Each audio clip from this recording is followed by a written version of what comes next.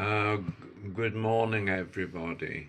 I wanted to start by thanking Oda for the kind invitation to take part in the 6th Medical Congress.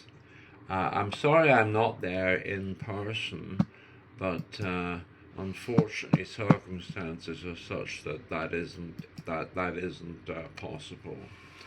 Now, my topic is cutaneous appendage tumors. Why do we classify them? And the audience is obviously very mixed, and I suspect that dermatopathologists are only a small proportion. So I wanted to remind everybody that there are all sorts of appendages. One tends to think of sweat glands as being typical appendages, and many tumors can arise from them.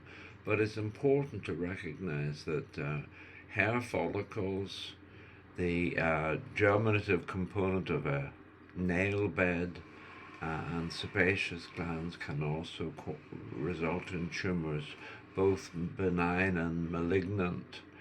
It's sometimes difficult when one's talking to a layperson to explain how a hair or a nail could result in a tumor which could kill you.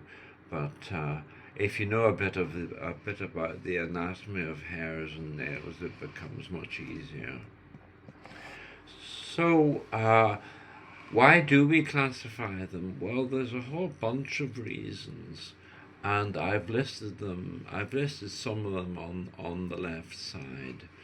So some appendage tumors represent hamartomas, which can give rise to both benign and malignant tumors, and Nevus sebaceous is the most common of these, and I'll discuss that in a moment or two.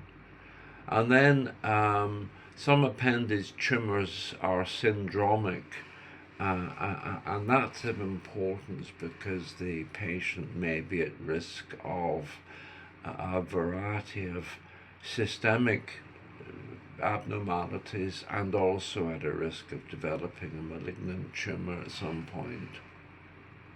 And then some benign tumors can cohabit with their host for many years and then undergo malignant change.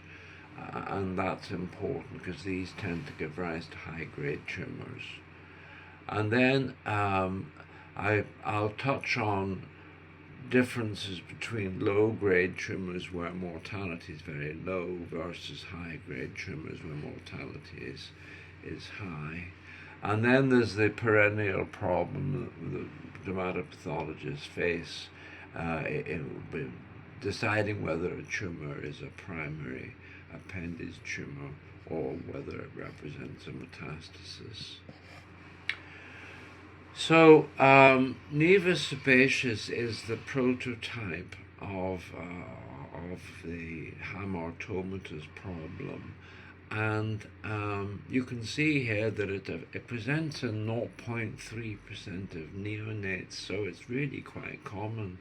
And the picture I've got on the right is a very extreme example, and courtesy of Dr. Faryad Hussein. And interestingly, that child was non-syndromic, and there were no intracranial lesions. One might have assumed from looking at it that that would have been a syndromic patient. But there are a variety of syndromes, as I've mentioned these on the left. And the important syndromic components are predominantly neurological, but they may affect all systems in the body, including skeleton, cardiovascular, and so on and so forth. And this is an example of Schimmel-Penning syndrome. And you can see I've arrowed Nevus sebaceous on the child, and you can see that there are dental abnormalities, and the top right shows alopecia, and the bottom right shows a tortuous ulnar artery. So that's Schimmel-Penning syndrome. Now, Nevus sebaceous, sometimes called Nevus sebaceous of Yaderson, it's either present at birth or it presents in early childhood, and there are no racial predilections. The sex incidence is equal, and they nearly always arise on the scalp, giving you this rather marmorated yellow tumour, and that's a very typical Nevus sebaceous, but they can occur elsewhere. And Nevus sebaceous is really a hamartoma, and it comprises a variety of components, including abnormalities of the epidermis, the hair follicle, the sebaceous glands, and the sweat glands. And it's due to a deletion of the PTCH gene, which gives rise to somatic mutations, sometimes known as the mosaic rasopathy. And the importance of Nevus sebaceous is that in addition to being very disfiguring, the patient may develop complicating tumours. So on the right we've got a low power typical Nevus sebaceous. You can see that there's the epidermis is thrown up into a rather verrucous or papillomatous morphology. There are large numbers of sebaceous glands, some of which are opening directly onto the surface rather than into an associated hair follicle. In the middle, it's hard to make it out, but there are ectopic apocrine glands, and you'll notice that there are no hair follicles. And this is a high power or a closer view of a different lesion. You can see on the left there are hair follicles, and then as you move towards the middle there's an absence of hair follicles. There are conspicuous ectopic apocrine glands. It's worth noting that on the scalp you don't have apocrine glands, so this is one circumstance in which they may be present. And arrowed at the top are abortive hair follicle structures. Some people regard these as very early trichoblastoma, and that may well be the case. And then you can develop all sorts of tumours complicating Nevus sebaceous, and I'm going to show you some examples of these.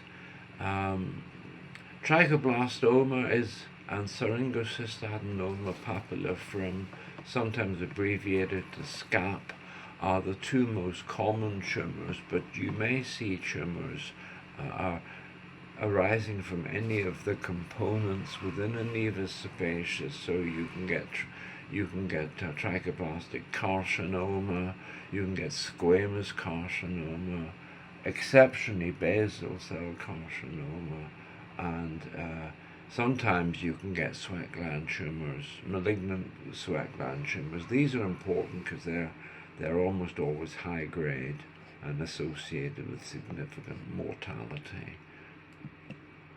And this is a lovely example of a pigmented trichoblastoma, and you can see this is a circumscribed basophilic nodule. It's got a sharp border. There's a connective tissue pseudocapsule around it, and on high power you can see it's a rather monotonous population of blue cells with vesicular nuclei, very small nucleoli, and in this example there's a lot of melanin pigment, and clinically this could easily be mistaken for a melanoma.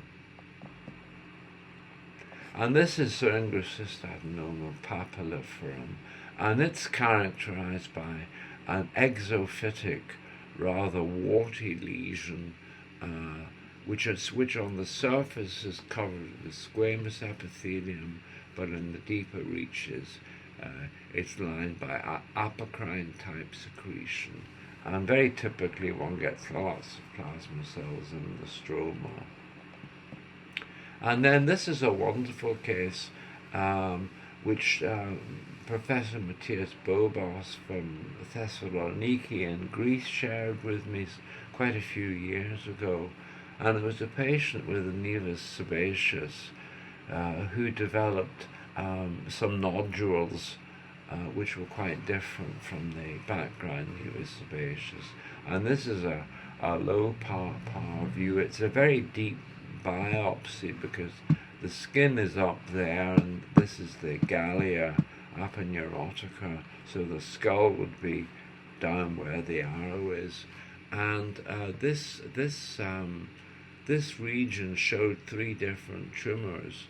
It showed microcystic adnexal carcinoma.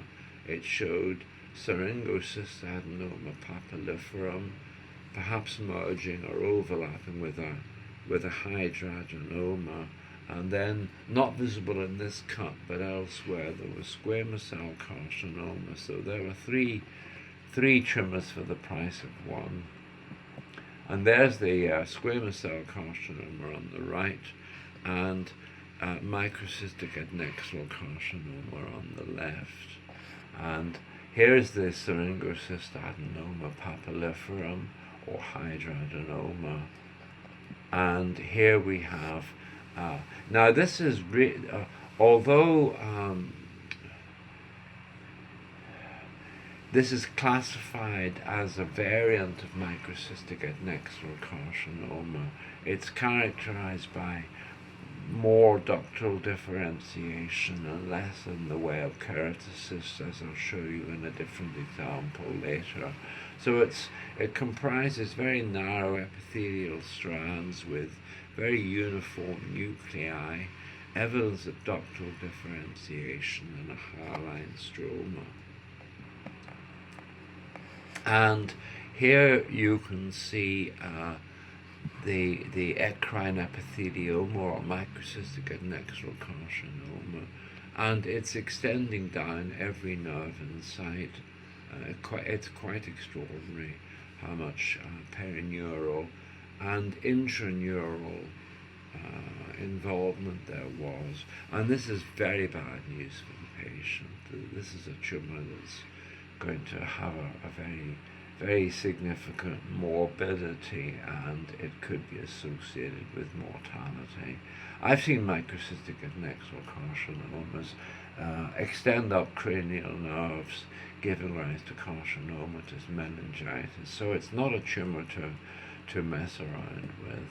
And there's a close-up view there with diastase PAS showing the mucin secretion within the lumina of the ductal structures.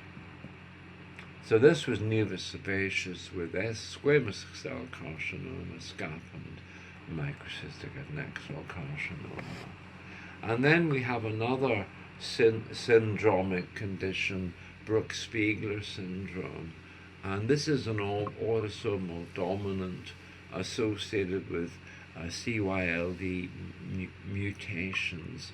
And patients present with very large numbers of tumours, particularly affecting the face, but they may occur elsewhere. And they can be a variety of, histologically, they can be a variety of tumours. Trichoepithelioma, Spiradenocarcinoma, cylindroma, and sometimes, well, in a small percentage of patients, 5 to 10%, they may develop carcinoma arising within one of those precursor lesions. And turban tumor syndrome is part of the Brooks-Spiegler syndrome. So there are some close-up views to show it. It's a very disfiguring condition. And I just wanted to touch on trichoepithelioma, which can be part of Brooks-Spiegler syndrome. And it's a benign tumour which recapitulates follicular hair germ and its associated stroma. And as you can see in this image, courtesy of Dr. Lear Berdika, that it's predominantly a facial tumor, presenting with small little pale flesh-colored nodules. And trichoepithelioma, histologically, there are two components. There's the follicular element and the stromal element, and it's this combination which makes the tumor so distinctive. And this low power view, courtesy of Gerard Gardner, is a lovely example which shows the combination of keratocysts and lobules of basaloid cells, and basaloid cells arranged in a frond-like or finger-like growth pattern. Similar to BCC, trichoepithelioma shows peripheral palisading and mitotic activity, but different from BCC, it does not show periepithelial mucin deposition or retraction artifact. But having said that, sometimes making the distinction can be difficult. The sine qua non, if you like, for trichoepithelioma is the presence of papillary mesenchymal bodies, and I'll show you one of those in a moment. So that's another view of the same tumor, showing a very pretty finger-like or lace-like growth pattern of many of the basaloid lobules. And there's a close-up view showing an origin from the epidermis, and the top arrow shows amyloid deposition, which is quite common, and it doesn't mean anything. The patient does not have systemic amyloidosis. This is keratin-associated amyloid. And in the bottom arrow, you can see the basophilic tumor lobule showing, and this peripheral palisading, and then immediately deep to where the arrow is, you can see a collection of small nuclei with a rather wispy stroma, and this is follicular mesenchyme, and that's a papillary mesenchymal body. So if you see that, you're home and dry. It's trichoepithelioma, and there are the keratocysts. And there's a close-up view showing the finger-like growth pattern and lots of amyloid. And there's a close-up view there showing mitotic activity. Sometimes the trichoepithelioma can be composed mostly of nodules of basaloid cells, and then distinction from basal cell carcinoma can be problematical. There's a sort of a nice table of the different immunohistochemical reagents which you might like to use to distinguishing BCC and trichoepithelioma.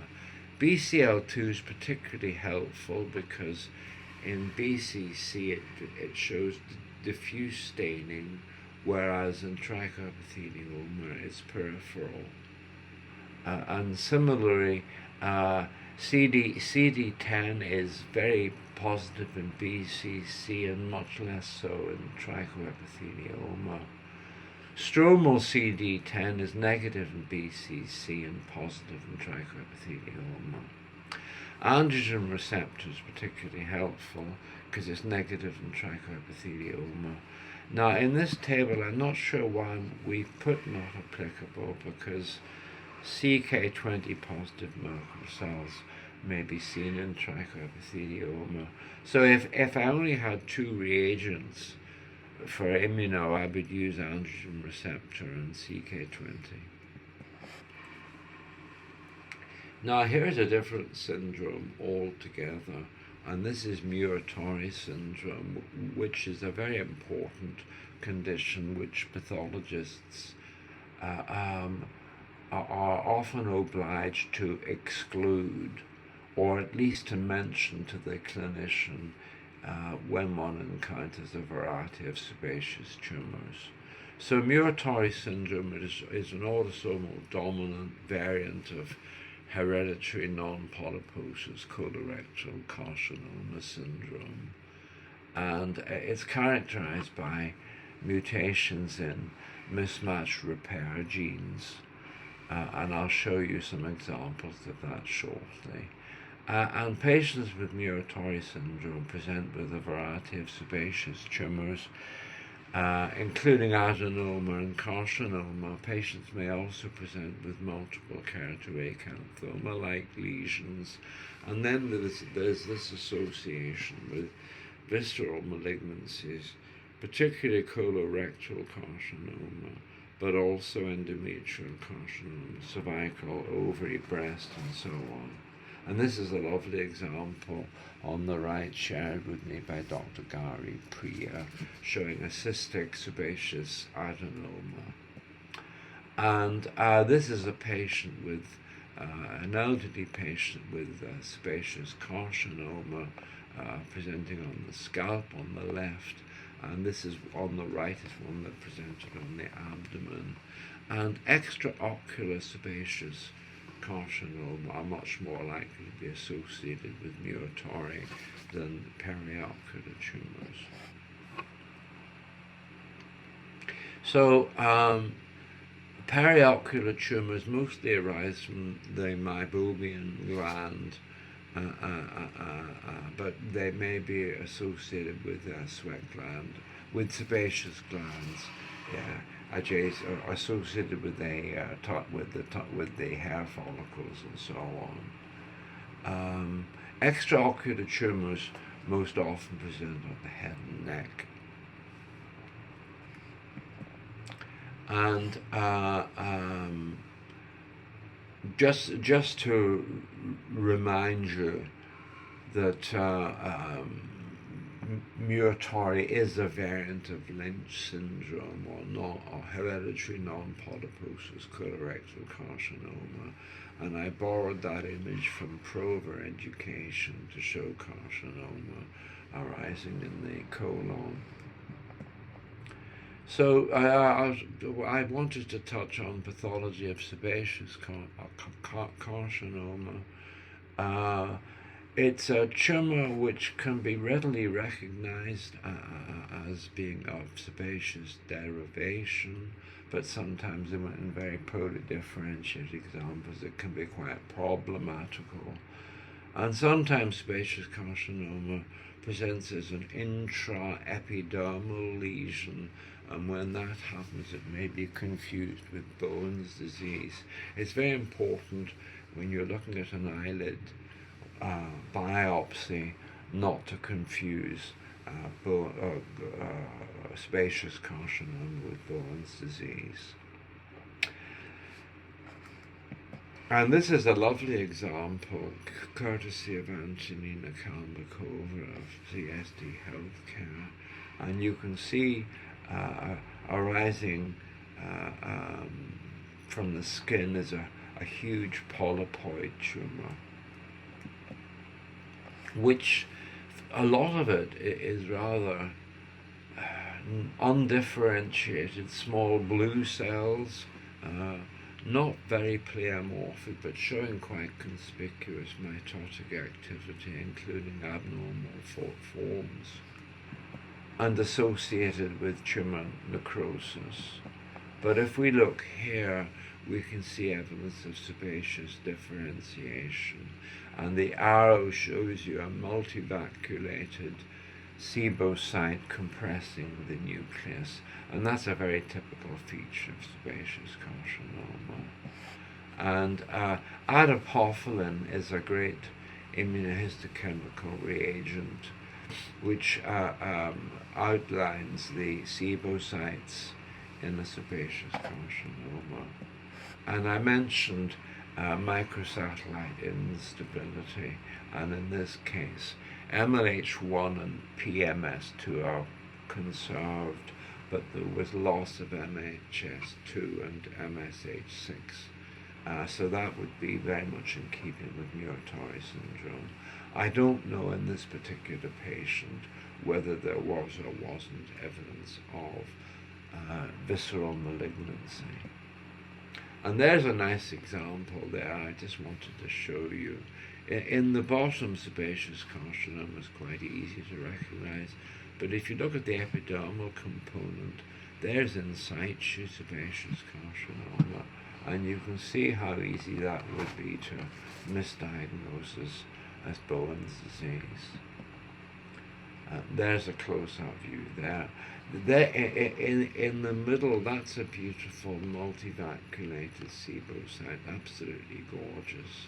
And here, it's quite poorly differentiated. Most of the cells don't show much in the way of recognizable sebaceous differentiation, and there's quite marked nuclear plate pleomorphism with prominent nuclei.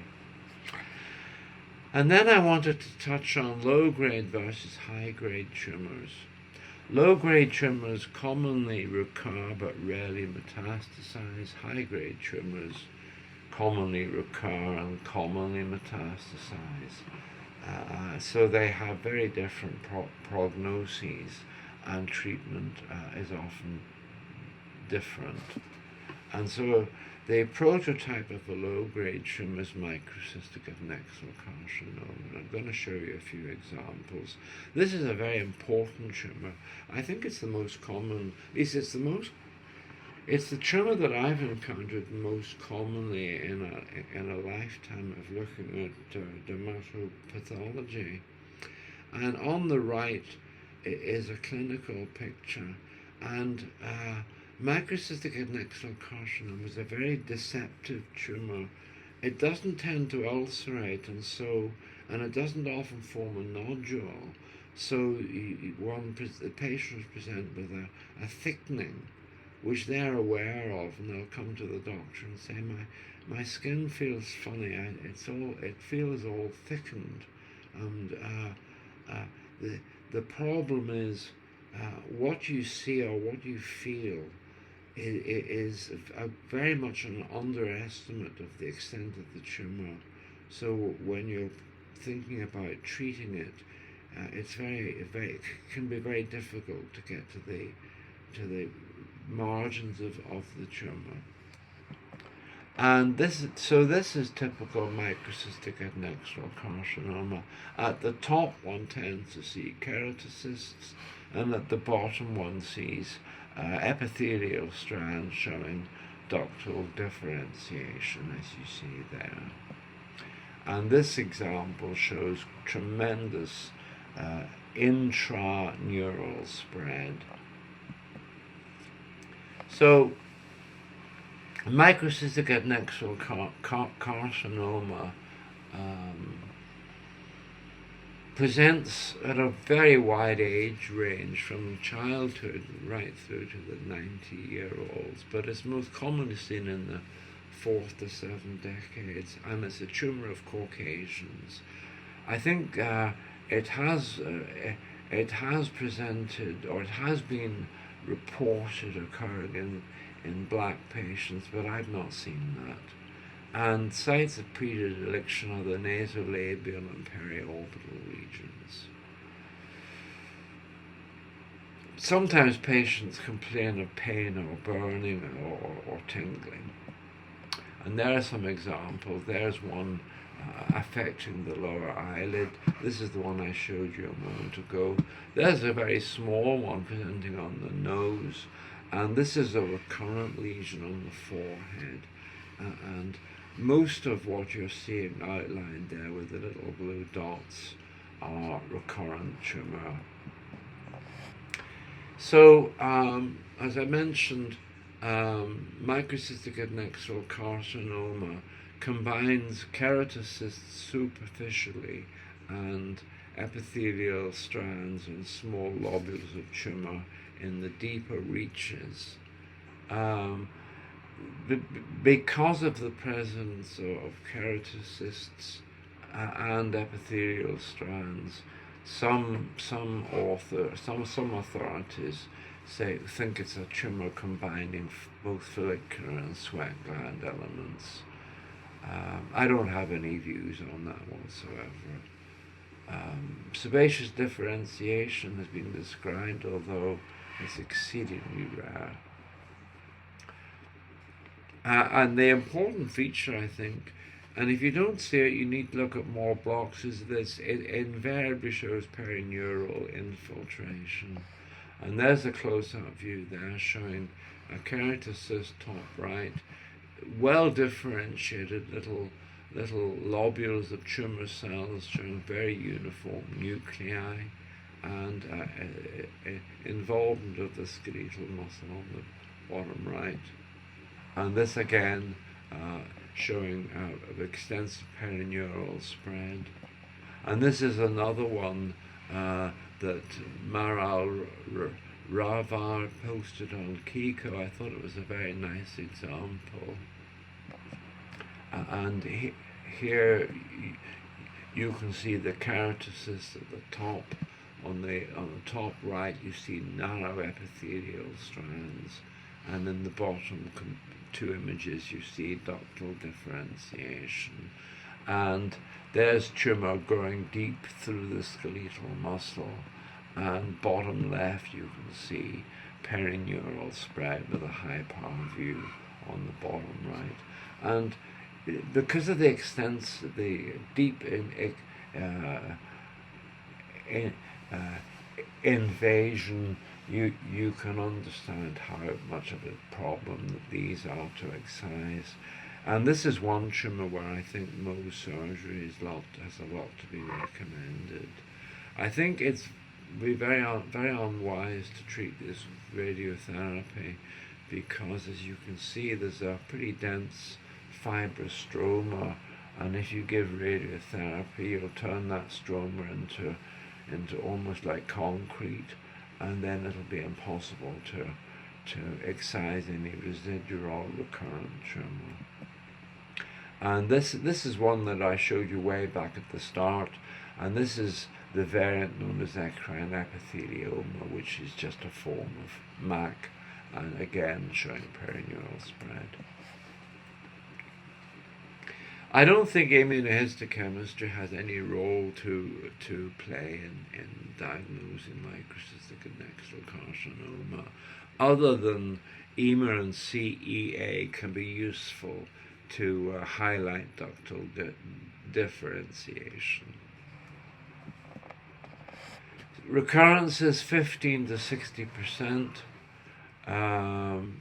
Nodal spread is very uncommon, and there are 3 cases where the patient developed systemic metastases, which in one case was treated with chemotherapy.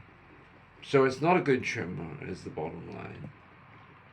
So low grade versus high grade, we'll go to a high grade tumor, primary cutaneous apocrine carcinoma.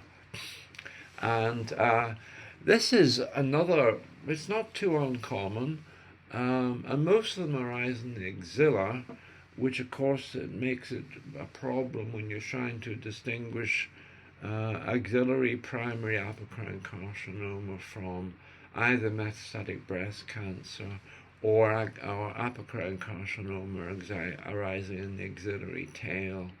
The last I don't think matters tuppence, but it's important that if you think there is a primary axillary tumor, that you make jolly good care that you're not missing a breast cancer. So all ancillary investigations are needed to make sure that isn't the case. In addition to axilla, I've seen apocrine carcinoma of the scalp, and I've seen them in the anogenital region. And apocrine carcinoma can develop in Nevus sebaceous. Nodal metastases occur in 50% of cases, and mortality is up to 24%. So it's a bad tumor. And this was a male that Antonina Kalmakova shared with me, a male tumour in the axilla, and a lot of extensive radiology and so on was performed, and there was no evidence at all of anything going on in the breast. And so you can see a poorly circumscribed tumour nodule, basophilic epithelial component, lots of fibrous tissue, and involvement of adjacent fat. And there's a closer view there. It would be hard to make a diagnosis on that histology. It's undifferentiated carcinoma. But higher power view, I was able to pick up some ductal differentiation, and elsewhere there was a lot of ductal differentiation. And there was a hint of decapitation secretion, so one was able to make a diagnosis of apocrine carcinoma. We did smooth muscle actin on this, and this is the myoepithelial layer around an apocrine gland. There's tumour top at the top, and I think here there's a identical tumour lying within the lumen of that apocrine gland, so I think we can regard, and the same thing over here, so I think we can say that this is comfortably showing an in situ component, which obviously is very helpful because then one doesn't have to worry about a breast cancer metastasis.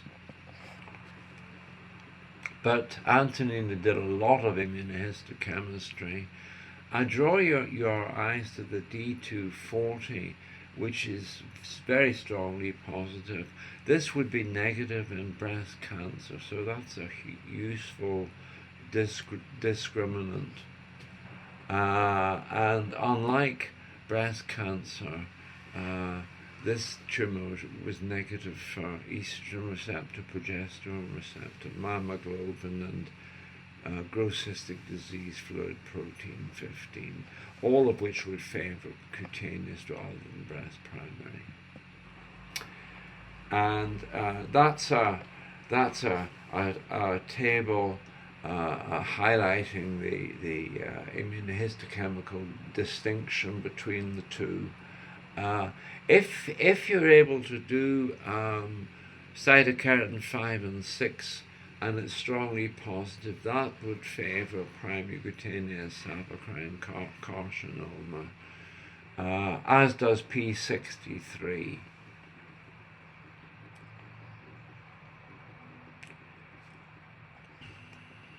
And HER2/neu expression favours breast cancer. It's negative in primary cutaneous apocrine carcinoma.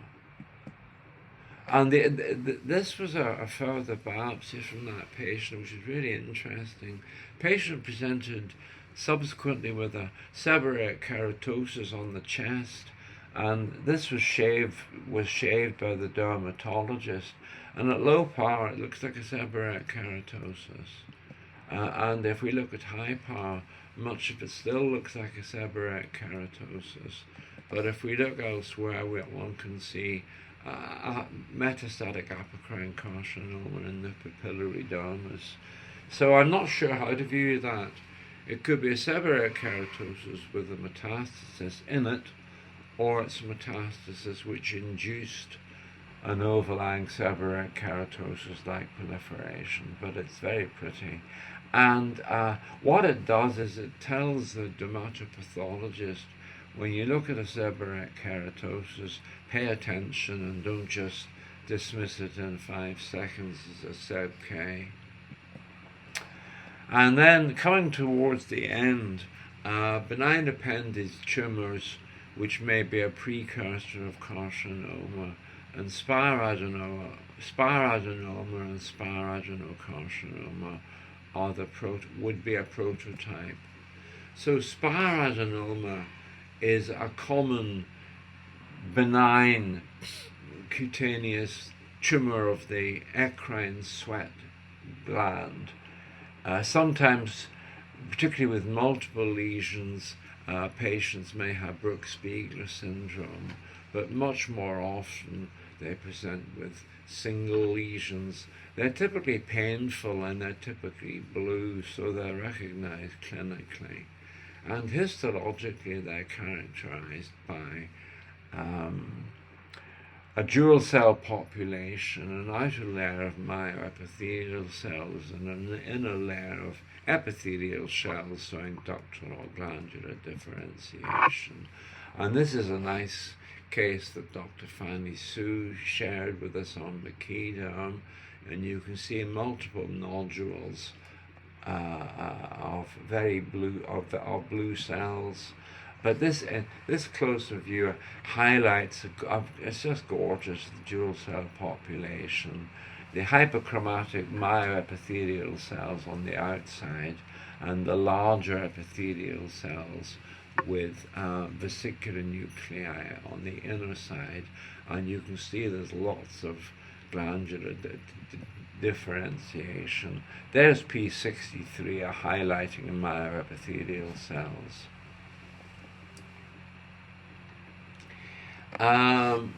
Carcinoma arising in a spiradenoma, sometimes called spiradenocarcinoma, is rare, but it's something that one will encounter every so often in one's career, I suppose. I've seen quite a few of them, but mostly they've been in consultation, so it would be very difficult to give an incidence. But generally speaking, they arise in a pre-existent lesion which has been present for very many years. Patients will say, I've had this lump for many years and it suddenly has changed. And that's the clue. People subdivide these into low-grade salivary gland type and high-grade variants. I haven't been very convinced by all of this. Maybe it's just I'm influenced by the cases I've seen, but mine have all been high-grade. And this is a bad tumor which can metastasize to lymph nodes, bone, lung, and so on, and is associated with the high mortality. And this is a nice one that Dr. Stanton Miller shared with us. It's very pretty. It's multiple nodules of blue cells, which focally does show evidence of pre-existent spiradenoma. And there on the top is the spiradenoma bit, where you can see an outer layer of myoepithelial cells and an inner layer of epithelial cells. On the top right, you can see some glandular or ductal differentiation. Bottom right, however, the tumor's changed completely, and the myoepithelial cell layer is no longer evident, and you can see lots of mitotic figures. So that's a high-power view of the spiradenoma, and that's a high-power view of the carcinoma. And look, it's absolutely teeming with mitoses, and it's a very monomorphic population. And there's tumor necrosis, and there's another view showing quite marked pleomorphism and glandular differentiation, and very marked in that field. So lastly, cutaneous adenocarcinoma versus metastasis. This is a problem we face a lot, but I thought it'd be nice to show you a specific example. Primary cutaneous mucinous carcinoma versus mucinous carcinoma from breast or gastrointestinal system.